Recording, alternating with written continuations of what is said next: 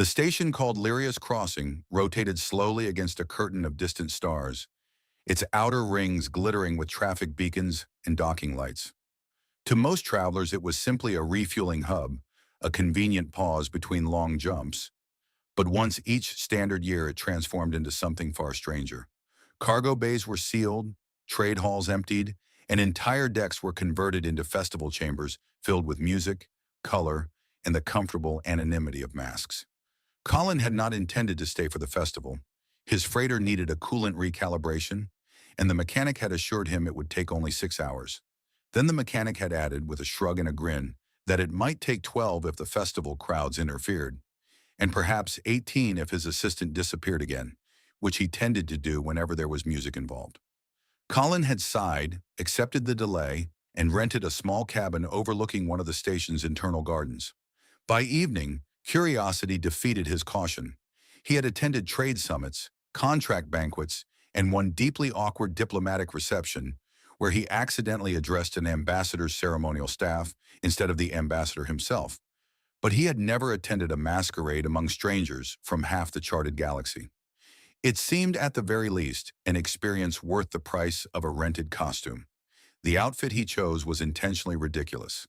A dark coat threaded with faintly glowing lines, and a silver half-mask shaped like the face of some mythical animal whose species he could not identify. When he looked at himself in the mirror, he laughed softly. For once, he did not look like a traitor who spent too much time arguing with docking officials and not enough time sleeping. The ballroom occupied an enormous circular hall beneath a transparent dome. Beyond the glass, the stars shone with a cold, distant brilliance. But inside, the air was warm and alive with sound. Music drifted from instruments Colin could not name, some producing notes that shimmered like liquid metal, others vibrating so deeply he felt them in his chest more than in his ears. Everywhere he looked, figures in elaborate disguises moved through the crowd. A pair of tall beings with skin like polished amber glided past, their masks shaped like spiral shells. A cluster of humans in shimmering robes argued cheerfully about whether the punch contained actual fruit or only an artificial flavor algorithm designed to simulate fruit. Someone nearby laughed so loudly that several dancers turned to stare. Colin wandered through it all with growing amusement. The anonymity was liberating. No one asked what cargo he carried, no one tried to negotiate shipping rates, and no one cared that his boots were slightly scuffed from weeks on a freighter deck. At one refreshment table, he struck up a conversation with a stranger wearing a helmet shaped like a comet. The stranger claimed to be a retired asteroid herder, which Colin suspected was a joke, but decided to accept as truth for the sake of the conversation. "I once tried herding asteroids," Colin said solemnly. "Terrible listeners, very stubborn." The comet-helmeted stranger nodded gravely. "Did you try offering them incentives?" "I offered one a small moon. It drifted away without even acknowledging the gesture." They both laughed, and Colin felt a lightness he had not experienced in months. It was astonishing how easy conversation became when no one knew who you were supposed to be. After some time, he found himself near the dance floor, watching couples move in intricate patterns beneath drifting ribbons of colored light. He hesitated. His dancing skills were adequate if the definition of adequate included stepping on someone's foot only once every 3 minutes. He was considering retreating toward the refreshments when he heard a voice beside him. "Are you avoiding the dance floor?" the voice asked, calm and faintly amused, "or studying it as a tactical problem?" He turned. The woman standing beside him wore a mask of pale silver, smooth and elegant, covering the upper half of her face. Her hair fell dark and straight to her shoulders, and her ears, long and gracefully curved, extended slightly beyond the line of the mask. They marked her as belonging to a species he recognized from trade records but had rarely encountered in person. There was something composed about her, a quiet confidence that made the noise of the ballroom seem to recede slightly around her. "I was calculating survival probabilities," Colin replied. "So far, the numbers are not encouraging." "Then perhaps," she said, "you should improve the odds." She extended a hand. Colin blinked, then smiled behind his mask and took it. Her hand was warm, her grip steady, and a moment later they were moving onto the dance floor as the music shifted into a flowing rhythm that felt almost like the tide of an unseen ocean. At first, he concentrated on not embarrassing himself. Then he realized that she was subtly guiding the pace, adjusting her steps so naturally that his own mistakes became almost invisible. It felt less like being led and more like being carried along by the music itself. "You see," she said softly, "your survival probabilities are improving." "I'll revise my calculations," he said. "Though I should warn you, I once collided with a serving drone during a waltz. It filed a complaint. I hope it recovered from the trauma. It demanded compensation in polishing oil." A quiet laugh escaped her, warm and genuine, and the sound eased something in him that he had not known was tense. They danced through one song then another. Between dances they talked, at first about harmless things, trade routes, strange customs on distant stations, the peculiar tendency of navigation computers to develop personalities if left unsupervised for too long. At one point, Colin described a shipboard AI that had begun composing poetry about cargo containers. "What kind of poetry?" she asked. "Tragic," Colin said, "very emotional about refrigeration units." She laughed again, and the laughter felt like light breaking through clouds. Hours seemed to pass without his noticing. The crowd shifted, the music changed, and the stars beyond the dome turned slowly as the station rotated. But the conversation flowed as easily as if they were old friends who had simply resumed speaking after a brief pause. At one point, during a faster dance, Colin attempted a turn that was far more ambitious than his skill justified. He misjudged the step, nearly lost his balance, and would certainly have stumbled if she had not steadied him with effortless grace. "I should confess," he said, slightly breathless, "that maneuver was experimental." "I admire your courage," she replied, "or your recklessness. They are sometimes difficult to distinguish." "I prefer to call it optimism." The music swelled, bright and exhilarating, and for a moment Colin felt completely removed from the ordinary gravity of his life. The contracts, the schedules, the endless, small worries of a trader navigating a vast and indifferent galaxy. Here, beneath the drifting lights and distant stars, he was simply a man dancing with a woman whose laughter made the universe seem unexpectedly kind. And though he did not yet know her name, he found himself hoping, quietly and without quite understanding why, that the night would last a little longer. The music changed gradually as the night deepened, shifting from lively rhythms to slower, more intricate melodies that seemed to fold around the dancers like drifting currents. Colin realized with mild astonishment that he had been on the dance floor far longer than he usually remained awake during a standard shift cycle. Yet he felt no fatigue, only a strange, buoyant alertness, as if the air itself carried a quiet energy. He and the masked woman stepped away from the dancers for a while, moving toward the edge of the hall where tall windows overlooked the docking rings. Cargo vessels glided silently outside, their running lights blinking in patient patterns. The sight of freighters moving in orderly lanes gave Colin a brief sense of familiarity, like glimpsing an old friend in a crowded street. "You spend a great deal of time among ships," she observed, following his gaze. "I do," he said, "long enough that I sometimes forget planets exist. Gravity starts to feel like an inconvenience rather than a necessity. And yet you came here tonight." "I was curious," he admitted, "and I had nothing better to do. My mechanic claims my ship needs 18 hours of recalibration. I suspect he simply enjoys festivals more than he enjoys working." "That is a reasonable preference," she said, and there was a quiet amusement in her voice. They stood in comfortable silence for a moment, watching a long, angular cruiser detach from a docking arm and slide into the dark. Then she said, "Do you ever feel that people become smaller when they are defined entirely by their work?" Colin considered that. "I suppose so, though I've met a few traders who became larger, mostly in the waistline." She gave him a look of mock severity. "You are avoiding the question?"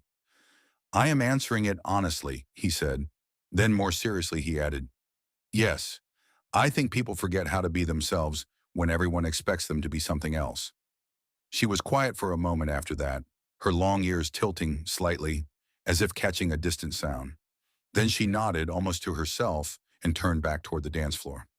The next sequence of dances was livelier, filled with quick steps and sudden turns.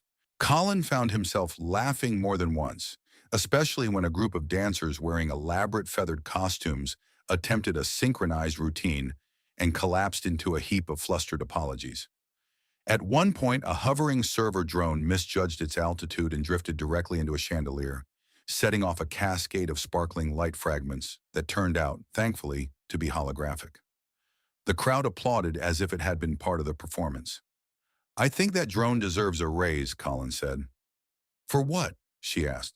"For improving the atmosphere." She laughed again, and he noticed how unguarded the sound was, how free of restraint. It was not the polite laughter of formal gatherings, but the genuine laughter of someone who had forgotten, for a moment, to be cautious. They began talking again as they danced, and this time the conversation wandered into stranger territory. She asked about the most unusual cargo he had ever transported, and he told her about a shipment of bioengineered orchids that sang in harmonic tones whenever exposed to ultraviolet light. "They sang continuously for 3 days," he said. "I had to sleep with a pillow over my head. By the end, I was seriously considering venting them into space, which I'm fairly certain would have violated at least 12 trade regulations." "I would have paid to hear that," she said. "No, you wouldn't," he replied. "Imagine 200 sopranos arguing about sunlight at 3 in the morning." She covered her mouth, laughing, and he found himself smiling simply because she was smiling. As the evening progressed, he began to notice small details about her. The way she listened intently, as if every word mattered. The way her posture straightened slightly whenever someone nearby spoke too loudly, like a reflex born of long habit. There was an awareness in her, a constant attentiveness, as though she were used to observing everything at once. "Have you always been a trader?" she asked. "More or less," he said. "I tried other things when I was younger. I briefly considered becoming a survey pilot." "What happened?" "I discovered that survey pilots spend months staring at rocks and writing reports about rocks. After the third report titled Rock Formation, Moderately Interesting, I decided I preferred cargo." She tilted her head, clearly amused. "You lack patience." "I have patience," he said. "I simply prefer to use it on things that do not resemble rocks." They drifted back onto the dance floor as another piece of music began, slower this time, with a gentle, pulsing rhythm that seemed to echo the steady rotation of the station itself. The lights dimmed slightly, and the ceiling above them filled with a projection of distant galaxies, swirling in silent grandeur. For a while they danced without speaking. Colin felt an unexpected calm, a sense that the vastness of space outside the dome had somehow narrowed to the small circle of light around them. "You dance well," she said at last. "That is because you are compensating for my mistakes," he replied. "That is a form of skill. Then I am highly skilled at requiring assistance." She smiled at that, and he realized he was beginning to forget entirely that she was a stranger.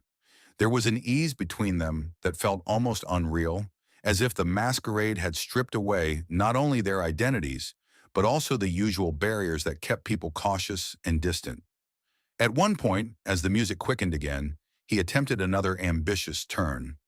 This time he succeeded, though only barely, and the expression of exaggerated relief on his face made her laugh so hard she nearly missed the next step. "You see," he said, "improvement." "Marginal," she said. "I will accept marginal." The orchestra shifted into a faster tempo, and the dancers moved in sweeping arcs across the floor. The air shimmered with motion and color, and the sound of laughter rose and fell like waves. Colin felt a sudden, fleeting awareness of how rare this moment was, how rarely life allowed such simple, unguarded joy. He did not know who she was, and she did not know him. Not really. And yet the connection between them felt real in a way that surprised him. And as the music carried them into another turn, neither of them noticed the subtle movement at the edge of the crowd, where a few figures in plain, unobtrusive attire watched the dance floor with quiet, professional attention, their eyes never straying far from the masked woman with the long ears who, for this one evening, seemed determined to be no one important at all. The tempo of the music rose again, faster than before, the rhythm bright and insistent, urging the dancers into sweeping motions that carried them across the polished floor in spirals and arcs. Colored light drifted overhead like slow-moving auroras, and the air felt warmer now, charged with movement and laughter. Colin was no longer thinking about his steps. The earlier awkwardness had faded, replaced by a kind of instinctive rhythm. The masked woman moved with effortless grace, guiding their turns with subtle pressure of her hand, and he followed without hesitation, trusting the motion, trusting her. "Careful," she said softly as he prepared for another turn. "Confidence is a dangerous thing." "I prefer to think of it as enthusiasm," he replied. "That is what people call confidence just before they fall over." He grinned behind his mask. "Then I shall attempt not to fall over." The music surged, and they spun together in a wide circle. The crowd around them blurred into streaks of color and motion, the distant stars beyond the dome turning slowly as the station rotated. For a moment, Colin felt as though they were the only two people in the hall, moving in perfect time with the pulse of the music. Then it happened. As he guided her through a faster turn, his hand brushed the edge of her mask. The fastening, loosened by hours of movement, slipped free. The mask tilted, hung for a fraction of a second, and then fell. It struck the floor with a soft, almost delicate sound. Yet the effect was like a thunderclap. The music faltered, not stopping entirely, but stumbling, as if the musicians themselves had lost the rhythm. Conversations nearby died in mid-sentence. A ripple passed through the dancers, spreading outward in widening circles. Colin saw her face. He knew that face. He had seen it in transmission briefings, in trade bulletins, in the solemn, carefully composed images that accompanied reports of treaties and fleet movements. The long ears, unmistakable, framed a face that was both strong and strikingly alive, now flushed with the faint color of surprise. Empress Valeria of the Karathi Imperium stood before him, breathing slightly faster from the dance, her eyes fixed on his. For a moment, Colin's mind refused to accept what he was seeing. The woman who had laughed about poetic refrigeration units, who had teased him about his dancing, who had listened to his stories as if they mattered, could not be the same figure who commanded armadas and negotiated the fate of entire systems. Around them, whispers began to rise. "Is that? It can't be. It is." The crowd shifted, not in panic but in a kind of reverent uncertainty, as though unsure whether to bow, retreat, or pretend nothing had happened. Colin realized he was still holding her hand. He released it quickly, suddenly aware of how inappropriate that must seem, and immediately felt foolish for thinking in such terms. A few minutes ago, none of it had mattered. He began, and then stopped because he had no idea what to say. Valeria bent and picked up her mask. For an instant, Colin thought she would put it back on, restore the illusion, but instead she held it loosely at her side. "I suppose," she said quietly, "that explains why you looked so confident while dancing with me." He blinked, startled, and then, despite everything, a short laugh escaped him. "If I had known who you were, I would have spent the entire evening standing very still and trying not to breathe too loudly." "That would have been unfortunate," she said, and there was a trace of genuine regret in her voice. The music resumed, though more softly now, and the dancers began to move again, cautiously at first, as if afraid the moment might shatter a second time. At the edge of the hall, the unobtrusive figures Colin had not previously noticed were already moving, converging slowly, their expressions calm but intent. Security, he realized. Of course. Valyria seemed to notice them as well. Her posture changed slightly, the ease of the evening giving way to something more composed, more distant, like a curtain being drawn. "I should go," she said. Colin nodded, though he did not trust himself to speak. She hesitated just for a moment, and in that hesitation he glimpsed the woman he had been dancing with, the one who had laughed freely and spoken without restraint. "Thank you," she said softly. "For what?" he asked before he could stop himself. "For not knowing who I was." Then the security officers reached her, forming a discreet but unmistakable presence at her side. The crowd parted as they guided her away, not roughly, not urgently, but with the quiet efficiency of people who understood exactly how much attention they were already attracting. Colin stood where he was, the music swelling again around him, the dancers resuming their patterns as if nothing extraordinary had occurred. Yet everything felt different now. The light seemed harsher, the laughter more distant, the vast dome above him colder. A man in an elaborate mask shaped like a golden bird approached him and said, "You handled that remarkably well." "I'm not sure I handled it at all," Colin replied. "That may be why it worked," the stranger said philosophically, and wandered away before Colin could think of a response. He moved slowly toward the edge of the hall, his thoughts tangled and restless. Part of him wanted to laugh at the absurdity of it, the idea that he had spent hours joking with one of the most powerful rulers in known space.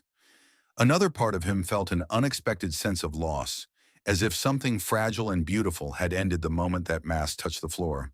As he reached the quieter corridor outside the ballroom, he leaned against the wall and exhaled. "Well," he murmured to himself, "that was educational." A passing maintenance drone paused, its sensors swiveling toward him as if in curiosity, then continued on its way, humming faintly. Colin straightened and began to walk back toward his quarters, the distant sound of music fading behind him. The corridor lights glowed softly, and through a nearby viewport he could see the endless dark of space, silent and indifferent. Somewhere on another deck of the station, the woman he had danced with was no longer just a woman. She was an empress again, surrounded by protocol and expectation, her laughter carefully measured, her words weighed before they were spoken. And yet, as Colin reached his cabin and closed the door behind him, he found himself remembering the way she had laughed at his terrible jokes, and the thought lingered in his mind long after the music had faded completely. Colin did not sleep well. At first he lay on the narrow berth in his cabin, staring at the dim ceiling while the distant vibration of the station's rotation hummed faintly through the walls. Every time he closed his eyes, he saw the mask falling again, turning slowly in the air before striking the floor. The memory replayed with irritating clarity, as if his mind had decided the moment deserved repeated analysis. Eventually he sat up, swung his feet to the floor, and activated the small viewport beside the bed. The shutter slid open, revealing a slice of space crowded with docked vessels and drifting cargo platforms. A tug passed slowly, its thrusters flickering like fireflies. "Well," he muttered to himself, "at least I didn't spill a drink on her." He considered this for a moment, then shook his head. "That is not a comforting thought," he added aloud. He dressed and wandered to the small galley, where the coffee synthesizer regarded him with its usual expressionless indifference. He selected a standard brew, waited while the machine hummed and clicked, and took a cautious sip. It tasted like burnt metal and regret. "Remarkable," he said. "You've somehow made it worse." The synthesizer did not respond, which Colin interpreted as a silent acknowledgement of defeat. He spent the next hour attempting to distract himself by reviewing cargo manifests, but the numbers blurred together. His thoughts kept drifting back to the ballroom, to her voice, her laughter, the way she had said thank you as if it truly mattered. He tried to imagine what her life must be like. Advisors, ceremonies, endless decisions affecting millions of lives. The idea made his own problems. Late shipments, faulty coolant lines, docking fees, seem almost laughably small. Almost. A sharp chime interrupted his thoughts. He glanced at the console, expecting a maintenance update from the shipyard. Instead, a single line of text glowed on the display. "Request for meeting. Observation Lounge Sector. C12. 1300 station time." There was no signature, but there did not need to be. Colin stared at the message for several seconds, then leaned back in his chair and let out a long breath. "Well," he said quietly, "that's unexpected." He arrived at the observation lounge precisely at the appointed time, mostly because he had spent the previous 30 minutes pacing and could not think of anything else to do. The lounge was nearly empty, its wide windows offering a sweeping view of the station's outer rings. Sunlight from a distant star spilled across the floor in pale gold bands. She was already there. Valyria stood near the window, dressed simply in a dark, unadorned garment that looked almost modest compared to the elaborate robes he had seen in official broadcasts. Without the mask, her face seemed different, more expressive, less distant. Her long ears angled slightly backward as she turned to face him. "Thank you for coming," she said. "I considered hiding in my cabin," Colin admitted, "but I suspected that would be ineffective." That is probably wise, she said, and a faint smile touched her lips. For a moment they stood in silence, the vastness of space stretching behind her. Colin realized he had no idea how to address an empress in an informal setting. You're, he began, then stopped. I'm not sure what I'm supposed to call you. Valeria, she said simply. If you can. He hesitated, then nodded. Valeria, then. They sat at a small table near the window. A service drone drifted over, deposited 2 cups of something steaming, and drifted away again without a word. I wanted to speak with you, she said, because last night was rare for me. In what way? He asked. I was not an empress, she said. I was simply a woman at a festival. No one watched my words. No one measured my reactions. No one pretended to agree with everything I said. Colin considered that. I did disagree with you about the poetry reciting navigation computer. You did, she said, and the smile returned, warmer now. And it was refreshing. He took a sip of the drink the drone had provided. It tasted faintly of citrus and something unfamiliar, but pleasant. I suppose, he said slowly, that I should apologize. For what? For being completely unaware of who I was dancing with. She shook her head. If you had known, you would not have spoken to me the same way. That's true, he admitted. I would have been extremely polite and very dull. I prefer honesty, she said quietly. They talked for a long time. At first the conversation circled cautiously, like 2 ships maneuvering in close orbit, but gradually it became easier. She asked about his work, his travels, the strange people he had met. He told her about a merchant who insisted on negotiating exclusively through riddles and about a customs officer who confiscated an entire shipment of decorative stones because he believed they were plotting something. Plotting? She repeated, amused. He said they looked suspicious, Colin said. In fairness, they did look a bit smug. Valyria laughed, and the sound echoed softly in the quiet lounge. As the hours passed, Colin began to notice something he had not seen before. The weariness behind her composure, the subtle tension that never quite left her shoulders. It was not physical exhaustion, but something deeper, the fatigue of constant vigilance. Do you ever get used to it? He asked gently. To what? To everyone watching you? She looked out at the stars for a long moment before answering. No, she said. You learn to endure it. That is different. They fell silent again, but it was a comfortable silence, filled with the distant hum of the station and the faint crackle of the viewport shielding. At last she said, I would like to continue our acquaintance, if you are willing. Colin raised an eyebrow. You realize I am a moderately successful trader with questionable dancing skills. I am aware, she said calmly. I find both qualities acceptable. He laughed softly. In that case, I would like that very much. They parted some time later, not with ceremony or formality, but with a simple exchange of nods. As Colin walked back through the corridors, he felt a curious lightness, as if something in his life had shifted in a way he could not yet fully understand. When he reached his cabin, he paused at the viewport and looked out at the drifting ships and distant stars. Well, he said to the silent room, this is going to be complicated. The room, like the coffee synthesizer, offered no reply. Colin expected that, after their meeting in the observation lounge, life would quickly return to its usual rhythm. Cargo schedules, fuel calculations, negotiations over docking fees, these were the constants of his existence, steady and predictable. For a few days that seemed to be exactly what happened. His freighter departed Lyria's crossing and entered the slow, quiet lanes between systems. The hum of the engines, the faint vibration beneath his boots, and the steady glow of the navigation display felt reassuringly ordinary. He told himself that the masquerade had been an unusual but brief chapter, a memory to smile about and eventually file away with other strange encounters. Then the first message arrived. It appeared on his console during a routine course correction, marked with a transmission code that bypassed several layers of commercial routing protocols.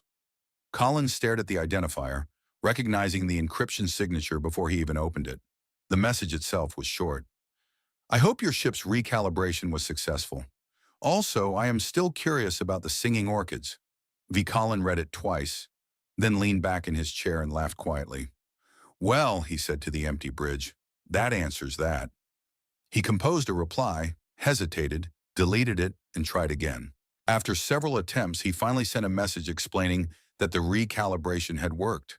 The orchids had eventually been delivered, and he was still convinced that one of them had been deliberately singing off-key.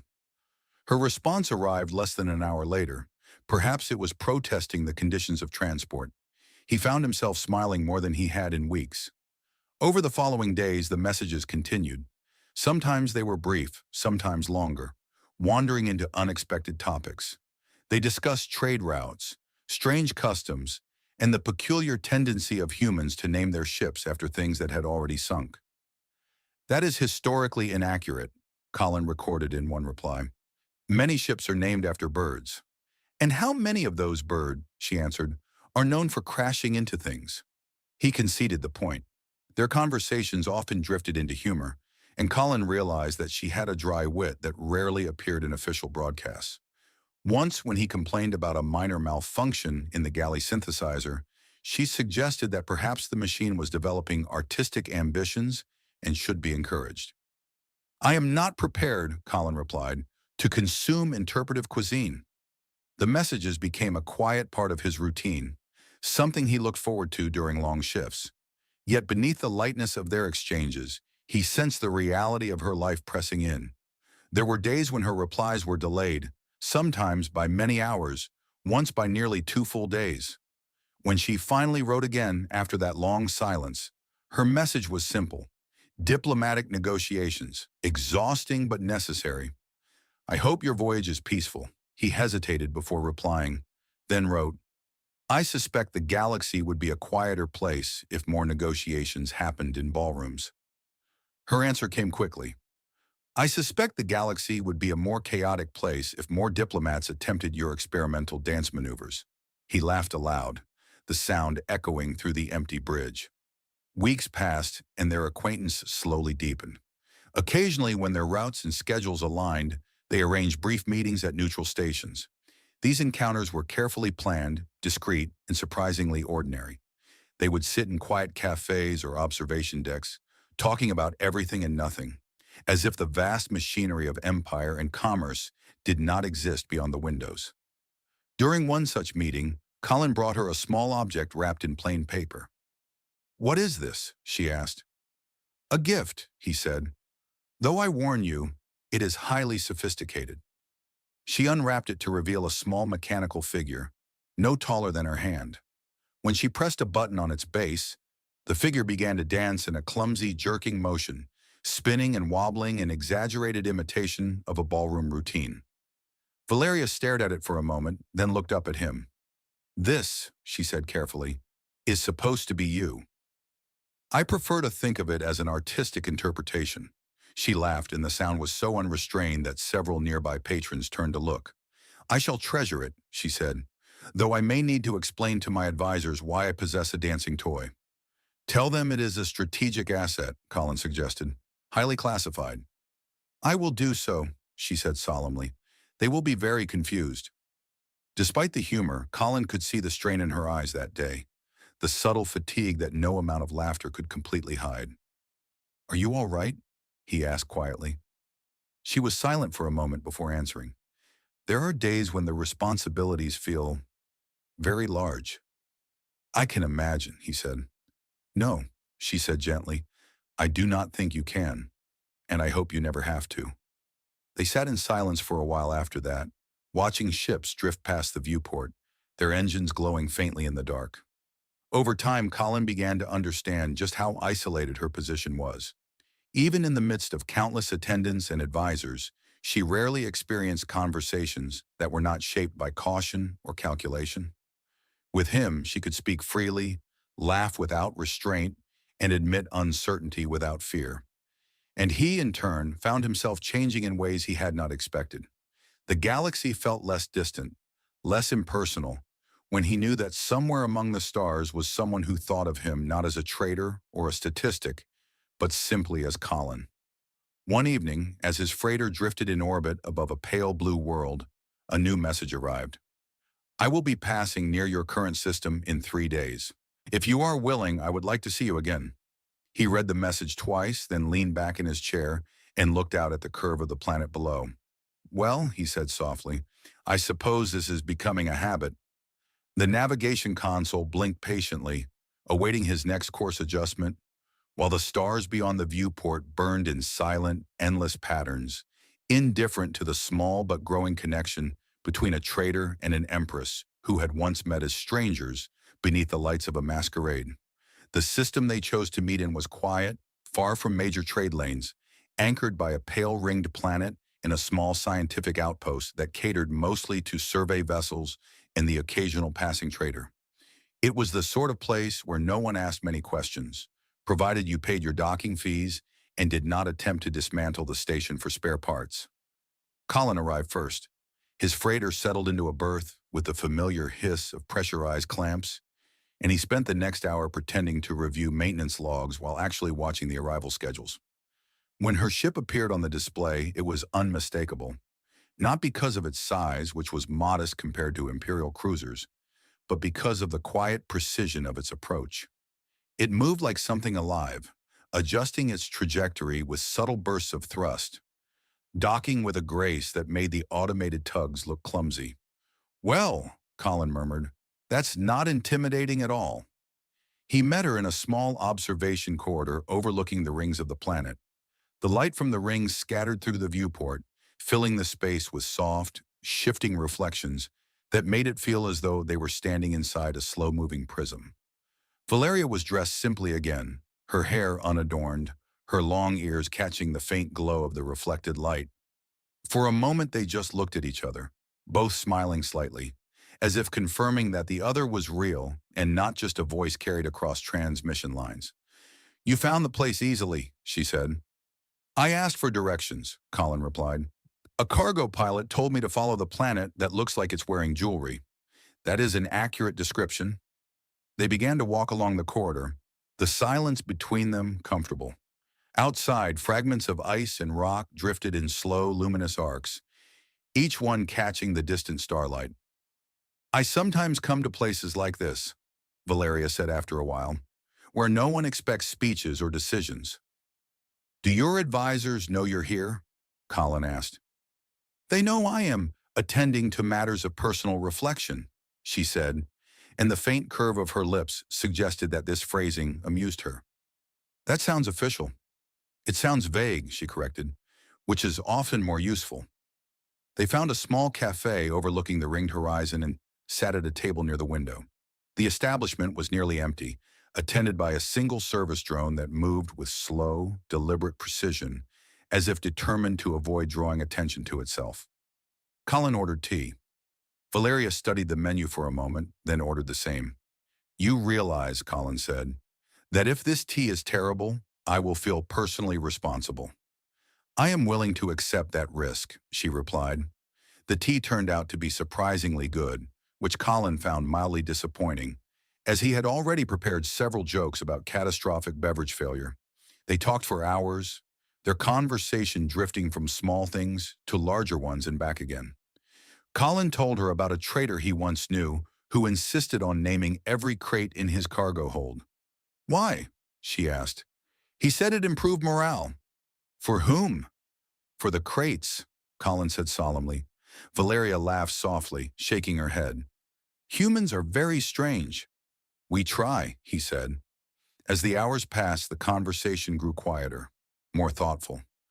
Valeria spoke, not as an empress, but as a person, about the endless calculations of leadership, the weight of knowing that every decision rippled outward to affect countless lives. There are moments, she said, staring into her cup, when I envy people whose choices matter only to themselves. Colin considered that. I'm not sure that's entirely true, he said. Our choices always matter to someone. The scale is just different. She looked at him, thoughtful. Perhaps. They left the cafe and wandered through the station's observation gardens, where carefully cultivated plants from dozens of worlds grew under controlled light. Some glowed faintly, their leaves emitting soft bioluminescence. Others produced tiny motes that drifted upward like sparks before fading. One of the plants released a sudden puff of glittering spores as they passed, coating Colin's sleeve in shimmering dust. He stared at it. Is this dangerous? I believe it is decorative, Valeria said, though she sounded only moderately certain. Decorative spores, Colin repeated. That is reassuring. He brushed at his sleeve, and the dust caught the light, scattering tiny rainbows across the path. Valeria laughed quietly. You look festive, she said. I feel festive, he replied, in a slightly alarming way. They continued walking, and for a while neither of them spoke. The silence was not uncomfortable. It felt like a shared pause, a moment of stillness in a life that rarely allowed such things. At last Valeria said, Do you ever think about how strange this is? What part? Colin asked. That a trader and an empress should be walking through a garden on a minor station, discussing decorative spores? He smiled. I think the galaxy would be a very dull place if strange things didn't happen. She looked at him for a moment, and there was something in her expression, something warm and unguarded, that made his chest tighten slightly. I am glad, she said quietly, that this strange thing happened. They stood there for a while, watching the faint glow of the plants and the distant curve of the rings beyond the glass. The vastness of space pressed close around the station, silent and immeasurable. Yet in that small garden, the universe felt unexpectedly intimate. Later, as Colin returned to his ship, he realized that the sense of complication he had felt weeks ago had not faded. It had grown, deepened, become something more complex and more meaningful. He paused at the top of the docking ramp and looked back through the viewport toward the distant garden, where a single figure still stood among the softly glowing plants. Well, he said quietly to himself, this is definitely more complicated. And yet, as he stepped aboard and the hatch sealed behind him, he knew with quiet certainty that he would not trade that complication for anything in the galaxy. The months that followed passed in a rhythm that was neither entirely ordinary nor entirely extraordinary. Colin continued to fly his routes, carrying cargo between systems, negotiating contracts, arguing with docking clerks who insisted on measuring hull clearance down to the last millimeter. Yet there was always another thread woven through his days now, a quiet anticipation, a message waiting at the edge of a long shift, a meeting arranged at a place where titles could be set aside for a few hours. He began to notice changes in himself, small at first. He listened more carefully when others spoke. He found himself less impatient with delays, less inclined to treat every inconvenience as a personal insult from the universe. Once, when a junior mechanic accidentally sealed him in a storage compartment for 20 minutes, Colin spent the time composing an imaginary speech about the political rights of cargo containers instead of shouting for help. He later told Valeria about it, and her laughter echoed across the transmission channel so vividly that he found himself laughing too, alone on the bridge. Their meetings remained infrequent but deeply valued. Sometimes they walked through quiet gardens on minor stations. Sometimes they sat in observation lounges watching stars drift past in silence. They learned the delicate balance of their unusual friendship, neither pretending that her responsibilities did not exist, nor allowing those responsibilities to define every moment they shared. One evening, many months after the night of the masquerade, Colin received a message unlike the others. It contained coordinates, a time, and a single line. There is something I would like you to see. He arrived at the specified location to find a small orbital structure drifting in the shadow of a pale blue moon. It was not a military installation or a trade hub, but something quieter, almost private. When he docked, a guide drone led him through a series of corridors to a chamber with high, curved walls and a single wide window overlooking the moon's luminous surface. Valeria was waiting there. "You've been busy," he said, glancing around. "Yes," she said. "This place belonged to a retired diplomat. It was unused. I thought it deserved to be lived in again, at least occasionally." They stood together at the window, watching the slow movement of clouds across the moon's surface far below. "I wanted to show you that," she said, "because it is one of the few places where I can come without ceremony. No guards, no advisors, just quiet." Colin nodded. "It's beautiful." They spent the evening exploring the small station, discovering rooms filled with old star charts, shelves of books printed on real paper, and a kitchen stocked with ingredients rather than synthesizers. At one point, Colin attempted to cook, with results that could only be described as educational. I believe, Valeria said, examining the smoking pan, that this dish may be dangerous. It's experimental, Colin replied defensively. I am certain it is. They ended up laughing so hard that the ruined meal did not seem to matter, and they ate something simpler while sitting on the floor, talking as the stars drifted beyond the window. Later, as the quiet deepened, Valeria said, "Do you ever regret that night?" "The masquerade?" he asked. "Yes." Colin thought about it carefully. "No," he said at last. "If anything, I regret that it had to end." She was silent for a moment, then said, "So do I." There were still complications, of course. There always would be. There were weeks when her duties kept her far away, months when their conversations were limited to brief messages exchanged across vast distances. Yet the connection between them endured, not as a fragile illusion, but as something steady and real. Colin came to understand that he did not need to stand at the center of her world to matter within it, and Valeria learned slowly that it was possible to set aside the weight of her title, if only for a few hours at a time, and simply exist as herself. One day, long after the memory of the masquerade had softened into something warm and distant, Colin returned to Lyria's crossing. The festival was beginning again, the halls filling with music and laughter, masks and drifting lights. He walked through the ballroom alone at first, watching the dancers spin beneath the dome of stars. The air felt the same, alive with motion and possibility. Yet he felt different, more certain of who he was and what mattered to him. A figure approached, masked, moving with familiar grace. "Are you studying the dance floor as a tactical problem?" she asked. Colin smiled.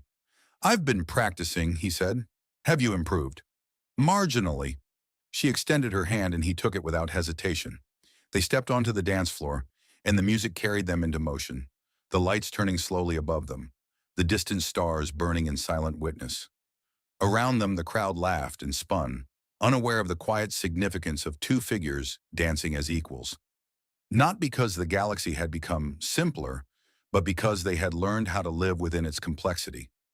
And as they turned together beneath the drifting lights, Colin realized that the masks people wore were not always barriers.